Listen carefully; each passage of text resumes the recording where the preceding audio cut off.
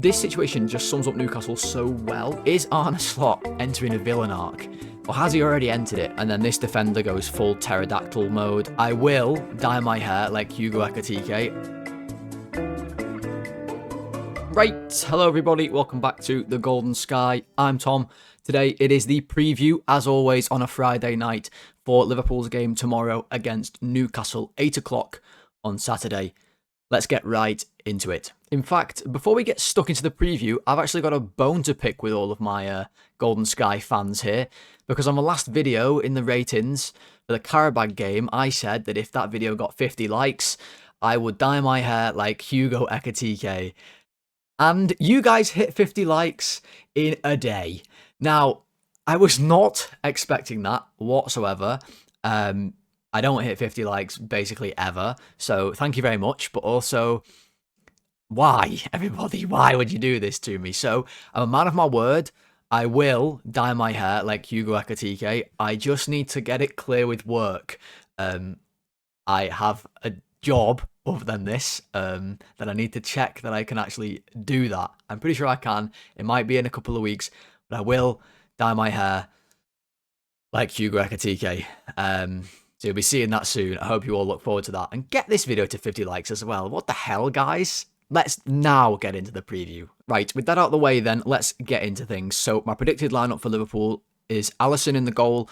At right back, I do have Dominic Szoboszlai. We'll talk about that in a second. Centre-backs, Konate and Van Dijk with Kirkus at left back. In the middle, I've got McAllister, Gravenberch, Jones with Wirtz ahead of them. And then up front, Ekitike and Mo Salah. So, let's talk about the lineup I've gone with and the talking points, as always. Konate is back and also bald, if you've seen the clips of him in training. Released an inside training, Liverpool, this week. I haven't seen one of them in ages. Maybe that's me not being good on the internet. I don't feel like I've seen one in forever, so maybe the vibes are back and we're thinking, let's get an inside training out. So Konate's back. He's going to come into the team because we've got no one else. Szoboszlai is at right back. We have no Frimpong, he's out for a few weeks, and Gomez is also out in this game. Slot said not for long, but definitely out for this one. So, unbelievably, we're back to where we were at the start of the season when we played Newcastle in the second game, and we had to play Szoboszlai right back. We're here again. I think it will be Szoboszlai. I'll talk more about Newcastle in a second, but I just think against Gordon, I do not think Slot's going to pick Endo, and the only other option is Jones or Calvin Ramsey. He's never going to pick Calvin Ramsey / Harris, so he's going to have to go with Szoboszlai or Jones, and I think Szoboszlai has the pace to deal with Gordon. I don't think Jones would fare well there. And we've seen Szoboszlai right back more often than we would have liked, let's face it. So I think he goes to right back in this one, which means the middle is just all of our other midfielders, basically. You see, I've gone with this instead of Gakpo. Now, there could very much be a world where he doesn't go with Jones and he goes with Gakpo and we end up in a more sort of traditional 4-3-3 sort of shape, as we've seen Slot play with us a lot, where Gakpo's on that left wing. It wouldn't surprise me if that's what we end up with, but I have gone with Jones, just with him being out a few games and Slot constantly talking about this, this idea of players are tired and whatnot. So Jones makes sense to come back in. I've set us up in a diamond on the board here. So McAllister's the deepest, again, as we've been doing in recent games. Bit worried about that. Against Karabag, he was getting ran through, or ran past even, by the Karabag players early on in the game. Newcastle, different animal, with Bruno, Tonali, Jacob Ramsey, Visser in and around this area. It's going to be difficult. Gravenberch and Jones either side with Wirtz ahead of them, and then Ekitike and Salah as split strikers. It could at times become a sort of box, as we've seen it become recently as well, where it's like this sort of box shape in the middle and then the split strikers.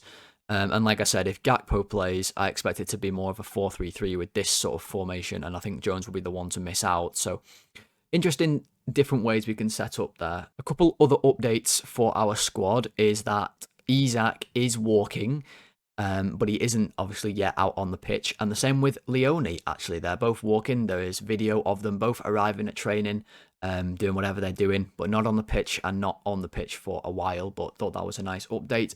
And then let's talk about what Slot said in his presser earlier today. So One thing I picked out, which was interesting, was the difference between the Prem and the Champions League performances, which we all know, we've seen. If you've watched Liverpool this season, you've seen a stark difference in this set of 11 players in the Premier League compared to the Champions League. And Slot said, if you look at the top 8 in the Champions League, 5 of them are English clubs, including Newcastle, by the way. So that says the strength of the Premier League.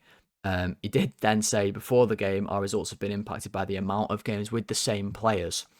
And we've struggled with that, especially earlier on when players needed to adjust. I think he's talking there about our new signings, who I think we can all say have now all settled in pretty well. He went on to say it's mainly the same players, so who are playing every week. Is the game during the week has impacted parts of our games at the weekend, but there is more physicality in the Premier League than the Champions League. I did not see one long throw from Marseille or Karabag, and set pieces are a different level. So that's part of the game is more developed in England than the Champions League. Premier League has become more of a box game and get it in the box. The Champions League, it's about between the boxes, and I think that is where we are really struggling in the Prem. We are not really a team who thrives in the box. You want to know a team who is? Newcastle. And like I said, we'll talk about that in a second. But I thought that was an interesting quote. I think it's not really news to us that the Champions League has been a lot more profitable this season, and Slot's seeing it as well. He then went on to say, I just thought this was an interesting piece as well. I have shown last season that what I like is consistency, playing with the same players as much as I can.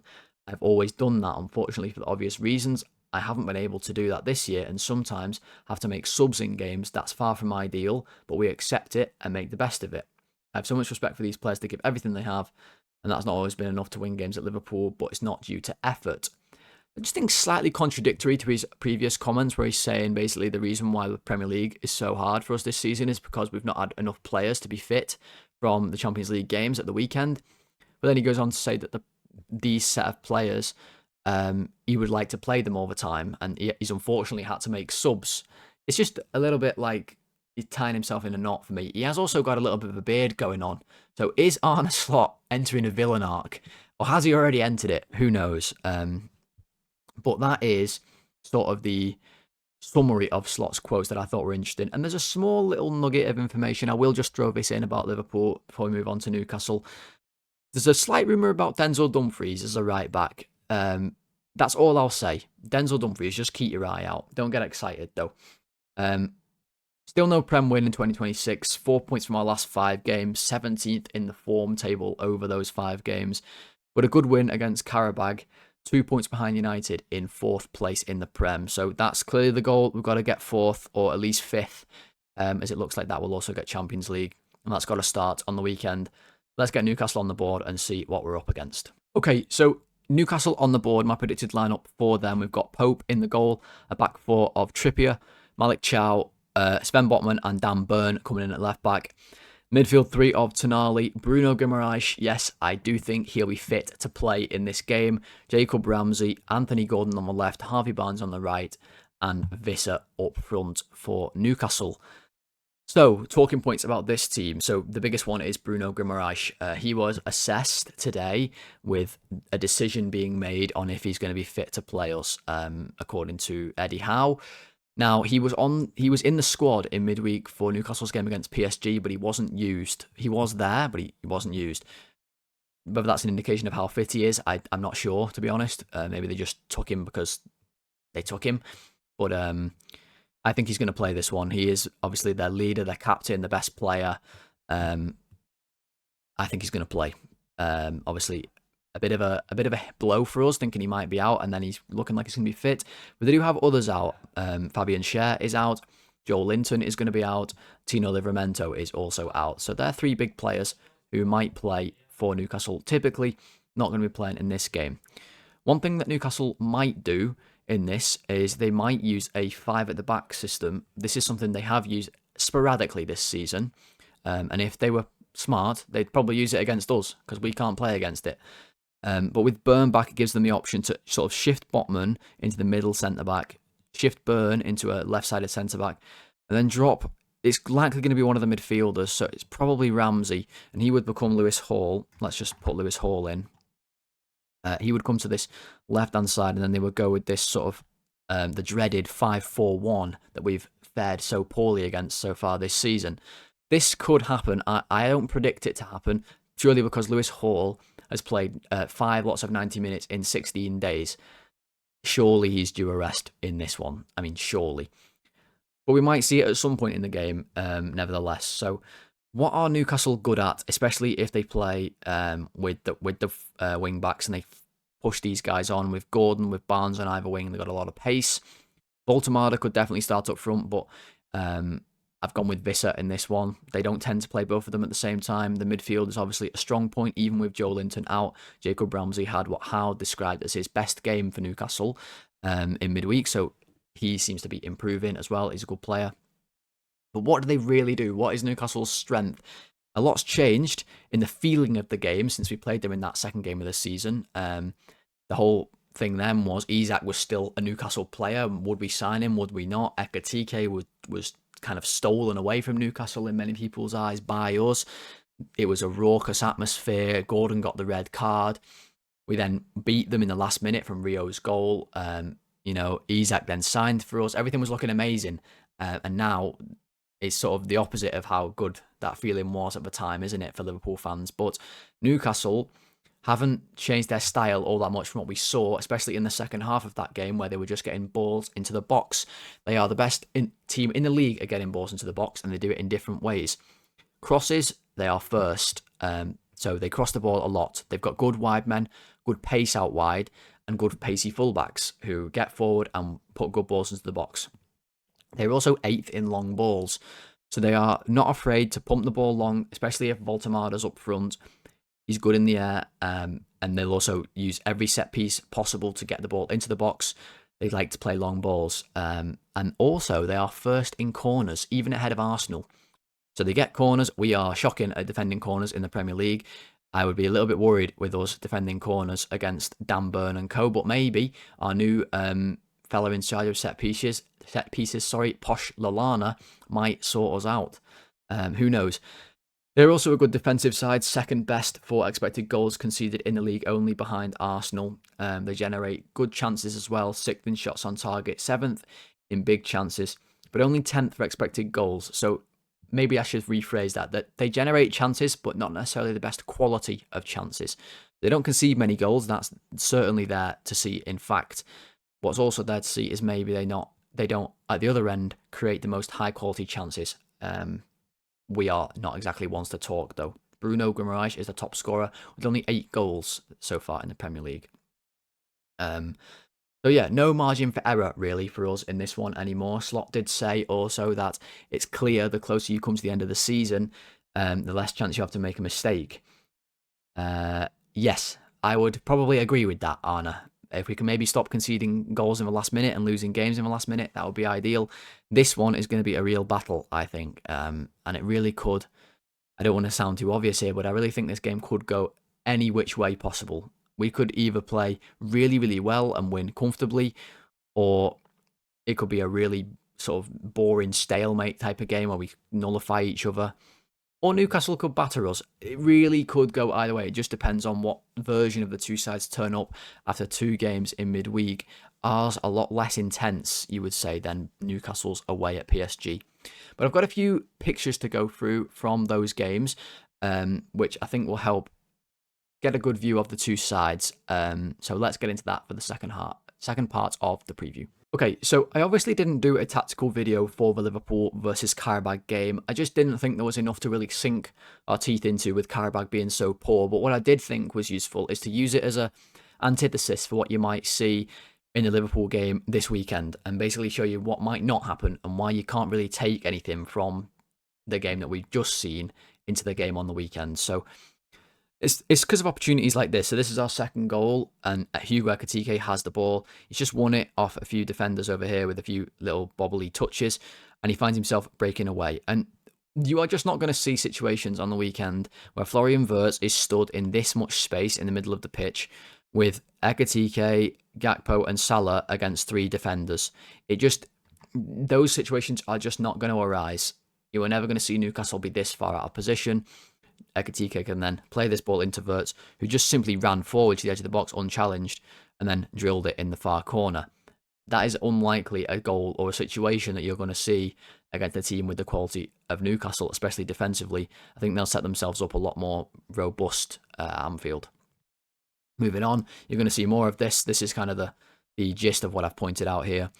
Again, you're seeing Qarabağ pretty exposed, only 4 players back, a fifth getting back, but Liverpool with 4 players getting forward as well. Salah able to bring this ball over to Florian Wirtz, who can then cut it back into the middle. You see Ekitike gets on the ball. McAllister's now joined the attack. There's just lots and lots of space for Liverpool players on transition opportunities. The ball ends up with Gakpo, who actually has a shot with his left foot here, and then the sky fell down and the world ended, or something like that anyway. But the point is not Gakpo's left foot shot. The point is we're just not going to get these opportunities, I wouldn't think, with so much time and space against Newcastle. We're also not going to get chances like these, where this is just a clearance from Van Dijk. He just hoofs this ball forward, to be honest, just getting clear. You're not going to see Newcastle this high up the pitch. It's just not going to happen. They are not going to sit with their centre-backs on the halfway line at any point. And if they do, they won't let balls go over the top of them like this fella does here, with Ekitike winning the tussle and then beating John Jones to the ball. This is just not... The Newcastle defenders just have much more quality, much more savvy about them. They wouldn't let this situation arise. Ekitike, brilliant play though, finishes it off. I'm going to have hair like him soon, apparently. Again, thank you to everyone for liking that video and fucking me over royally. Again, we'll move on. Szoboszlai this time, loads of time and space on the ball. I'm going to give this to McAllister. What do you notice about him? Loads of time and space on the ball. He lets it run, and then this defender goes full pterodactyl mode. I don't know what on earth he's doing. He just tries to fly, kicks his leg out. The ball ends up with McAllister. You're not going to see these type of mistakes. The Newcastle players are obviously a lot better than the Qarabağ players. McAllister gets in and scores again. And then the last goal, you're not going to see this either, where just from a simple restart of the game, you end up with a 4-on-3 situation again with Salah this time on the ball. Van Dijk has now decided he's a striker. I mean, that shows you the state of this game, really, doesn't it? Van Dijk gets onto the ball. It's now a 2v1. Need I say it? You're not going to see it, guys. Chiesa makes makes the run and gets the ball and finds the finish. I just doubt you're going to see these transition opportunities, and this is why. Here is Newcastle against PSG. So this clip, this is their goal, and I think this is the perfect clip to show you about what we might find ourselves facing on Saturday night. So this situation just sums up Newcastle so well, and I think this is why it's such a perfect clip, because this is just a free kick in the middle of the pitch on the halfway line, but they make it into an opportunity because that's what they do. They win the margins, they make chances from nothing, they get balls into the box, and they cause trouble. They load everybody up in towards the box here. Away at PSG, Tonali's going to just pump this one in. They compete for the first header. They then compete for the second header. This time it's Dan Burn. He's obviously going to win it. And just look at this photo. You can see clearly the mismatch in PSG's physicality levels and Newcastle's. Look at all the PSG players. They're all brilliant players, but look how small they all look compared to the absolute giants at Newcastle. I mean, they all look massive. Burn wins the header, flicks it on, and there's Willock to knock the ball into the net. They win 3 headers, essentially 3 challenges to score this goal against one of the best teams in the world. It's a real mismatch for basically any side against Newcastle when it comes to these long balls. And this is what we might see a more familiar situation for us in an attacking sense on the weekend. This is why I'm saying the Qarabağ photos aren't really relevant. Look at Newcastle when PSG are trying to attack. We've seen ourselves in these situations so many times. You can imagine this being Wirtz on the ball. Newcastle, really compact. They've got a nice, let's draw that better. They've got sort of a back 5 set up there with Gordon tucking in. They've got 3 ahead of that. You could even say 4 with Barnes and Voltemada right there, just keeping an eye on anything if the ball breaks free. PSG frustrated, forced to move the ball across and hit shots from outside the box, something that we've seen a lot from us this season. Look how compact Newcastle are. Everyone's ready to block. Everyone's getting, tight to their markers. There's no space. There's no time on the ball. It's just the opposite of what we've seen against Qarabağ. And then this is where Newcastle can hurt you when they win the ball. They've got amazing counter-attacking prowess. This is Gordon, who we all know is lightning quick. He's going to give this ball to Lewis Hall, who then knocks it all the way down the line to him. And Gordon just outruns the PSG players. Doesn't matter how good they are at football, Gordon just outruns them. They make a good chance. He gets the ball to Harvey Barnes, and they could have scored here to make this 2-1 towards the end. It's a really fast transition. Move it on. Similar situation. Newcastle here on the ball, deep. But look at Gordon. He's already on his bike. He's drawn Marquinhos in away from that defensive line because PSG are really brave and go man to man. He's used that to his advantage, drawn him in, and he's ready to spin in behind. He's got the pace. This is why I think Szoboszlai is going to be absolutely key for us in this game, playing right back and not Endo or anyone like that. Gordon breaks away. Now he's squaring up Marquinhos. They've got players bombing forward again. Newcastle ends up with Harvey Barnes at the back post, and how he doesn't score this, I have no idea. And this is against PSG. You know, when we went to PSG and we played them away, it was a disaster, and we somehow won. Newcastle made a really good fist of it, and give them credit. They got a draw. They qualified for the top 8. You know, we've got a really tough game coming up. This was a great away performance, and I'm hoping there's some hangover from it, to be honest, when they play us. So they're the clips from the game. That's the 2 sides. Let's go and do Super 6 to finish off the preview as always. Right, Super 6 then.